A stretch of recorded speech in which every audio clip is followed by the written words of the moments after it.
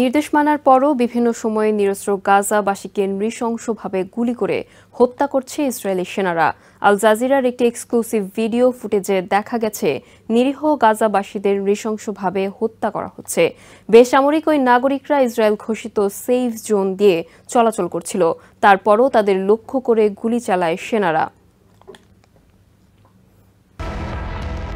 আল জাজিরার প্রকাশিত exclusive video ফুটেজে গাজার নিরীহ ও নিরস্ত্র প্যালেস্টিনিয়ানদের ওপর ইসরায়েলি বাহিনীর নৃশংসতার চিত্র ফুটে উঠেছে। পুরো ভিডিওতে একটি বিষয় স্পষ্ট, গাজায় সেফ জোন বলে কিছু নেই।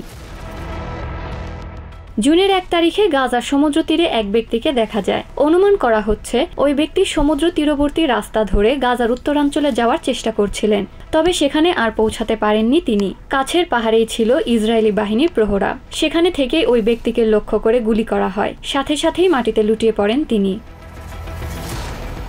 এর আগে মে মাসের 17 তারিখে একই রকম আরেকটি ঘটনা ঘটে। এই ব্যক্তিকে হাত তুলে আত্মসমর্পণ করার ভঙ্গিতে দেখা যায়, তবে তাতেও লাভ হয়নি কিছু। ইসরায়েলি নৃশংসতার কাছে নিজের প্রাণ রক্ষা করতে ব্যর্থ হন তিনি, তাকেও গুলি চালিয়ে হত্যা করা হয়। পরে ইসরায়েলি সেনাদের ওই ব্যক্তির মরদেহ সরিয়ে নিয়ে যেতেও দেখা যায়। নিহত হওয়া এসব প্যালেস্টিনিয়ানরাও অন্যদের মতো বাড়ি ফিরছিলেন, অথবা সমুদ্র তীরবর্তী রাস্তা রাশিদ স্ট্রিট দিয়ে উত্তর গাজায় আশ্রয়ের আশায় যাচ্ছিলেন। গাজার উত্তর থেকে দক্ষিণ পর্যন্ত সমুদ্রের পাশের এই রাশিদ স্ট্রিট প্যালেস্টিনিয়ানদের জন্য অন্যতম ইভাকুয়েশন রুট। মার্চে ইসরায়েলি বাহিনী গাজার পূর্ব ও পশ্চিম দিককে বিচ্ছিন্ন করে একটি সড়ক নির্মাণ করে, সেই সাথে প্যালেস্টিনিয়ানদের চলাচল নিয়ন্ত্রণ করতে চেকপয়েন্টও স্থাপন করে। আরেকটি ভিডিও ফুটেজে বেশ কিছু ইসরায়েলি সেনাদের এক প্যালেস্টিনিয়ানকে তাড়া করতে দেখা যায়। এই ব্যক্তির হাতে সাদা পতাকা ছিল, বারবার তা উড়িয়ে তিনি নিরস্ত্র তা বোঝানোর চেষ্টা করছিলেন, তবু শেষ রক্ষা হয়নি তার।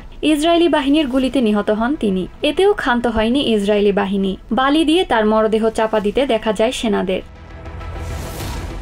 এডলিন Shreya, TVN 24 news desk. New York থেকে সম্প্রচারিত TVN 24 টেলিভিশন বিশ্বজুড়ে বাঙালির কণ্ঠস্বর।